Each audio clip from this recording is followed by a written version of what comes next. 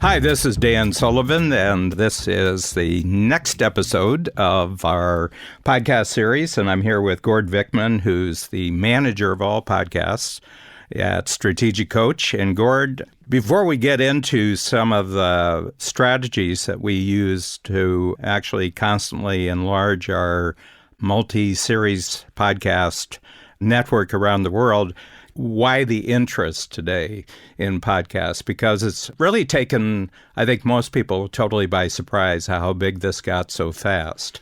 That's a big and wide question, Dan, but I think there's a lot of reasons. I mean, some of this is my own opinion, and then the data science and the way that people are looking at these right now, the storytelling aspect of podcasting and how you can wrap a story around your brand and how you can wrap a story around your relationships. And the medium is used to build relationships. A lot of people, I think, thought these would be a flash in the pan and they weren't going to be around for very long and maybe they would just simply go away. Or maybe it would be a trend and it would become a niche thing. But we've seen here at Strategic Coach just a really, really impressive exponential, actually, growth in not only the numbers, because the sexy metric is the downloads, but also the impact that the shows are having. And, you know, there's probably a million reasons why that is, but I just think that they're incredibly effective tools at building relationships with the people who are interested in what you have to say. And a lot of people are interested in what you have to say, Dan, and what Shannon has to say here, and our other associate coaches here at Coach, and the tips that you're giving on the shows. I think people are getting value from it. And there is an investment. You know, people have said, oh, well, podcasts are free. Well, they're not free because essentially you're gifting us your time, and we do appreciate it. Those of you joining us here on Podcast Payoffs, we do appreciate it, and we recognize there is a cost associated. Time is our most valuable resource. It's not money. So you're gifting us your time. So we, in turn, need to provide value, and we need to give you something back.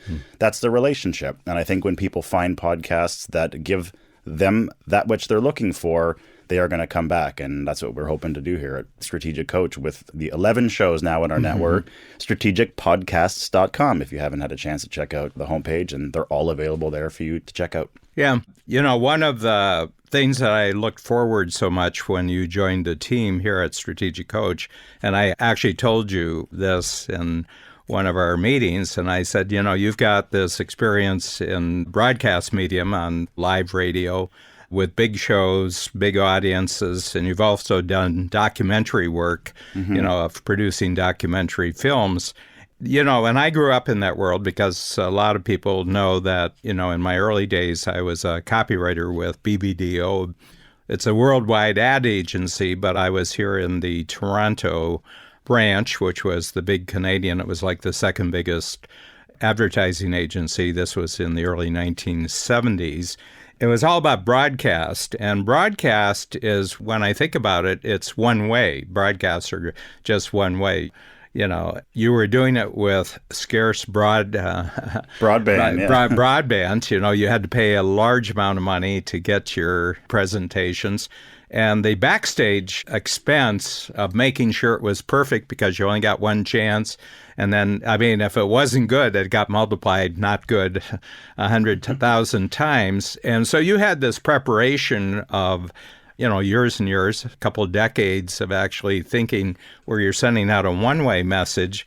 And probably the biggest thing that surprised people, that people had this experience, you know, it had to be perfect, it had to be scripted, you had to, you know, get out the right messaging. But the podcasts have become very, very popular just for the opposite reasons. Once you say something on live radio, it comes out of your mouth. You cannot grab it and stuff it back into your face. Once it's out there, it's out there. So live radio and television is a great training ground for people who are going to move into the podcast space, because you can sort of tailor your message and curate it. But we have a wonderful audio engineer, Willard Bond, who oversees all of the shows here at Strategic Coach, and he makes sure that we sound super duper, or at least as good as we can possibly sound. And on that subject of relationships, there's this great analogy that comes from the radio world, and I love to borrow things from my past life as a radio producer and radio broadcaster. It's the marriage analogy when it comes to establishing relationships on your show. So it's sort of like dating. That's what they always say. And when they're coaching you in terms of how to build a show essentially from nothing to something, they would say it's kind of like, well, you're at a party, okay? And you see someone that you think is kind of attractive on their side of the room. So you make eyes at him or her, and he or she makes eyes at you. And then That's sort of like when the person sees your logo for the first time, or maybe your podcast pops up, or maybe someone mentions, hey, you should check this out. So now you're in that phase. And then maybe you go and you have a conversation with that person. You say hello to them, they say hello to you, and there's a little bit of a spark there. That's when they start to kind of maybe listen to your show here or there, but it's nothing exclusive yet. They're still listening to other shows at the same time. Then you go out on a few dates and you realize you like each other. And now you're on their preset dial. Now you're someone that they're going to start checking out more regularly. And then the relationship progresses, and eventually you ask them to go steady. And then eventually, if they really, really fall for you, a marriage might be in the cards. So you are the number one show they're listening to. You are their number one go-to. They're subscribed to your show. They listen to your show. They are vocal advocates for you. They tell everyone about you. They encourage everyone to listen to you. And that's, the foundations for building a relationship with anything, with a podcast, or if you have a YouTube series, or if you have any media entity. It works for blogs too. Consider it like a marriage. So when people start these shows, and I hear this sometimes, they're like, well, I started a show, we're putting a lot of work into it, but we're just not seeing the numbers. Well, you have to remember, you're not going to go from googly eyes at the party to walking down the aisle. There is that progression, and it has to follow those steps. You have to give people a time to find you and to figure out what you're about and see if they're right for you. And if you are, and if there's a match, then they're going to be with you and they're going to tell everyone about you. And that's how you grow the shows. Yeah. The big thing people say, well, how long do you stay with a podcast particular series? So as you mentioned before, it's 10 or 11 series that we now have. And each of them is something that I'm particularly interested in, that I know that my particular listeners who are talented, successful, ambitious entrepreneurs are interested in. And we have a framework inside Strategic Coach that we call DOS. And DOS means the other person's dangers as they perceive them, the opportunities as they perceive them, and their strengths as they perceive them. So basically, when I put together the ideas for a new podcast series, it's not about what I want to say. It's my understanding of what the listener wants to hear and what specific topics they want to hear something new, better, and different about. So I think the big thing, a lot of people put the emphasis, do I sound right? Am I saying it right? And I said, if you can get this through your mind right up front, and it's just rule number one, and then I'll tell you rule number 2 and 3. Rule number 1 is it's not about you, it's about them, okay? Rule number 2 is if you're still confused, refer to rule number 1. And rule number 3 is get really good at rule number 1. In other words, make it entirely about them. And the more comfortable you get with the medium, with the technology and the process of doing podcasts, it's not about you at all. You're visiting their mind, and you're joining a conversation that they already had going in their mind with some new information, with some new insights that actually help them develop thinking that they're already on the road to this kind of thinking, and you're just giving them some new input, new insights about the thinking that they're already doing. So that's how I look at it, whether it's Podcast Payoff, or it's 10 Times Talk with Joe Polish, or Exponential Wisdom with Peter Diamandis, or The American Checklist with Mark Young. The other thing is that my most comfortable form of communication is one-to-one discussion with other individuals. So I like the going back and forth, almost tennis game kind of improv type of action that goes on, where it's really working if I'm continually surprised by what the other person says, and then it allows me to respond in a really useful way to what the other person has said. And it's just the opposite of broadcasts. It's just the opposite of that pre-preparation.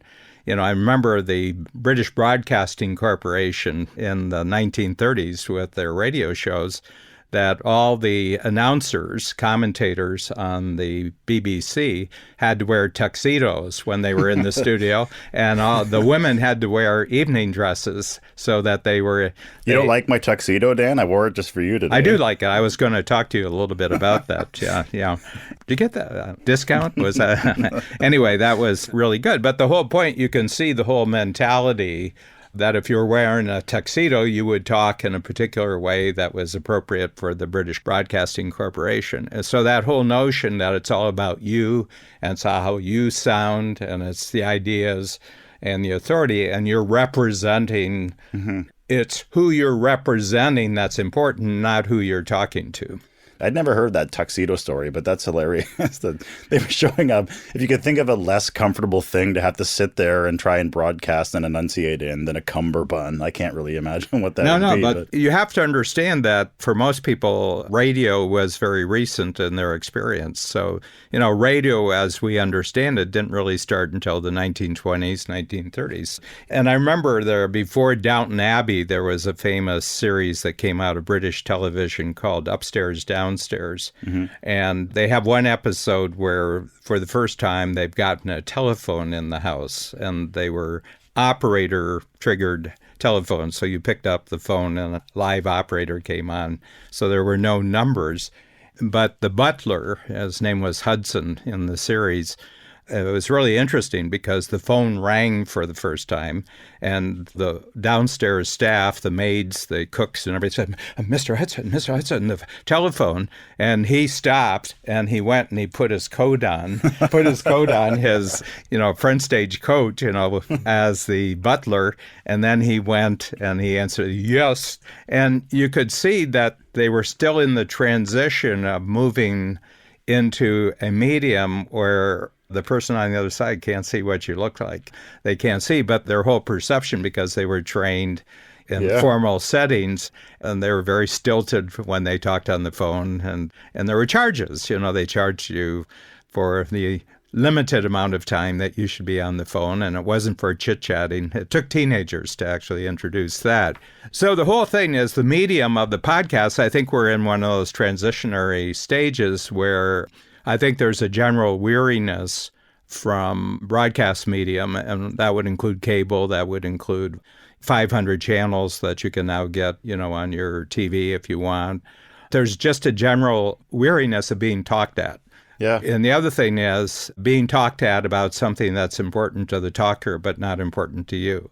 So what I get, this was a conversation that you and I had before we came on here, Gord, that, you have broadcast and all sorts of different kinds of casts. And the word podcast, as you informed me before, it only came about because the original way that people got these shows was on their iPod. Yeah, it was a broadcast on your iPod, became a podcast. It was coined by, wish I could remember his name. He was a journalist at The Guardian. In Manchester. Yeah, and he coined the term podcast. It was just a broadcast on your iPod. Now, nobody has an iPod anymore. I'm sure there's a couple floating around. At the bottom of someone's dirty gym bag. Someone's got your iPod, but it's all done on the phone now. So, yeah, that's where it came from. Yeah, but my feeling from what's actually at work here is that it's target cast. Okay, so I have a concept in Coach for all my entrepreneurs. And I said, the more targeted you are about a particular type of client or customer in the marketplace, what goes on in this person's life, then almost anything you say is probably going to be interesting to them because it's about them, it's not about you. So I've spent close to 50,000 hours over the last 45 years since I first became a coach to entrepreneurs, where I just kind of done a 360-degree examination of almost every dimension that takes place in an entrepreneur's life, the different circumstances, the different challenges. And I'm like a jazz musician. I've just got hundreds and hundreds of riffs. And, there isn't a lot that surprises me, but putting two things together always produces a surprising result. And that's where the conversation comes in. If I got someone that I'm working with, and half the show that we're responsible for is coming from, I don't know what this person's going to say, so I really have to be on my toes and I have to access my previous knowledge to actually get going. But it's all about this targeting, and I'm incredibly smarter about entrepreneurs now than when I started in 1974. I'm a lot smarter since we started the Strategic Coach Workshop 30 years ago in 1989, and this year I'm still smarter. So I keep learning new things about entrepreneurs, and I try to reflect this in my insights that I share on the podcast series. You know what that reminds me of is your explanation of only testing on check writers.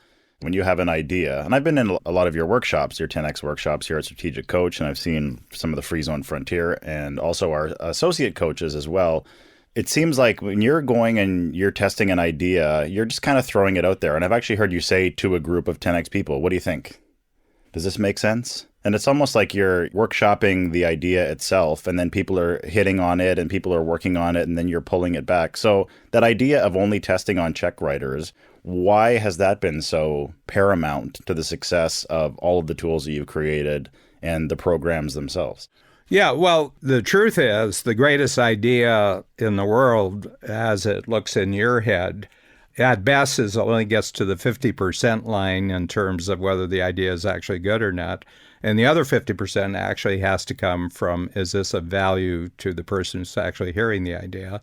Not only is it valuable to them, but it inspires them to add more value to the actual idea. So probably put the best thinking into this particular quarters workshop than I have in the first 30 years. What does that look like? The moment the last quarters workshop was, started, where we were actually giving the goods for last quarter, I was already every workshop, and I test on about 14 full-day workshops a quarter, about half and half, Toronto and Chicago. And I immediately said, I'm going to, in addition to giving this quarter's workshop, I'm actually going to use this quarter's workshop days as R&D labs for testing out ideas that I'm going to actually prepare next time. So I had the full quarter of actually doing the actual workshops, but then I have like a 6-week period in between, and I just kept going through and making it simpler and simpler, and it comes down to 4 new ideas. There are 4 new thinking processes. But as happy and kind of satisfied I am that I did a better job at preparing this time than I ever have before. I'm still only at the 50% line with the idea, and I won't know until we start doing it in the workshops whether the way I prepared it was really dead on or I'm off. And quite frankly, I'm looking forward to as much being confirmed that I was right, as much, as that I like getting confirmation that I really guessed right, but also that I'm going to get enough material that I'll significantly improve the presentation during the next quarter. So every quarter there'll be improvements that simply come because I got that back from the audience. And this is just a new thought that I'm having right here. And that is, it's like theater. There's backstage and there's front stage. Backstage is everything I did to get ready for Thursday, which is front stage. But the more that I can get the actual audience backstage and actually be part of the presentation improvement, that's a really successful experience for me. Do they even know what's going on? Yeah, I think they do. Because first of all, I have a significant number of entrepreneurs who've got years in the program, and they've noticed the workshops that they love the best. It's where we get to be part of the creative process.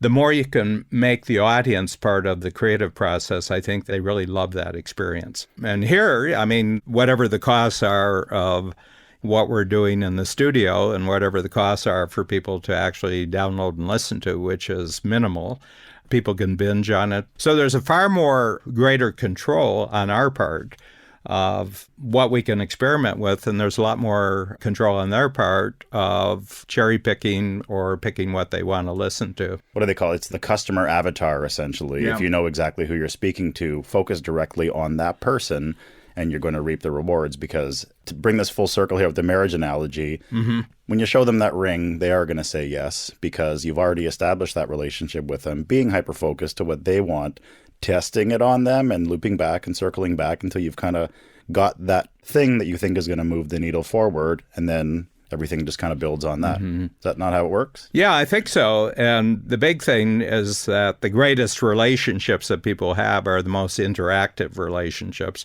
and they're the most collaborative relationships. If you just use that as your model of what works in your personal life or in your work life, or you just have a great working relationship or a great complete life relationship with another person, what are the things that work about that? And I think that what podcasting has allowed is to take a lot of the qualities of great personal and work relationships and move it into actual worldwide communication relationships with people. And that's what we're doing here on the show at Podcast Payoffs, and all the shows on our Strategic Podcast Network is the questions that we get from you from people that we meet, from people that we speak to. We wrap these up, and that's what we present back to you. So it is a collaborative relationship, and we want to thank you for joining us today. Dan, any final thoughts? I read murder mysteries and international intrigue mysteries, and I'm always struck by the philosophical overlay that the really best writers, and I'll give you some of mine. Michael Connelly, who writes about a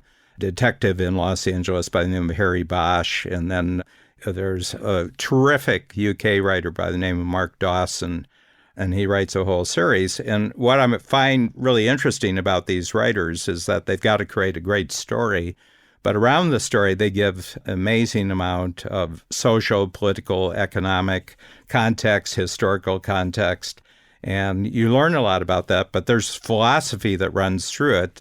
And I was so struck by these little quips, they'll be a line long, but they're just a general reflection on life. So I've got a file on my internet. As soon as I come across them, I'll put the author down, the name of the book, and the quip. And the thing that really, really strikes me is that we want to be really, truly, truly engaged, and we no longer want somebody else capturing our time with scripted stuff where they're not even there. They're expecting us to show up, but they're not showing up. And I think more and more we're resenting things where they're asking for our time, but in fact, they're not putting in their time for it. They're not thinking through. They want to maximize the value of our time.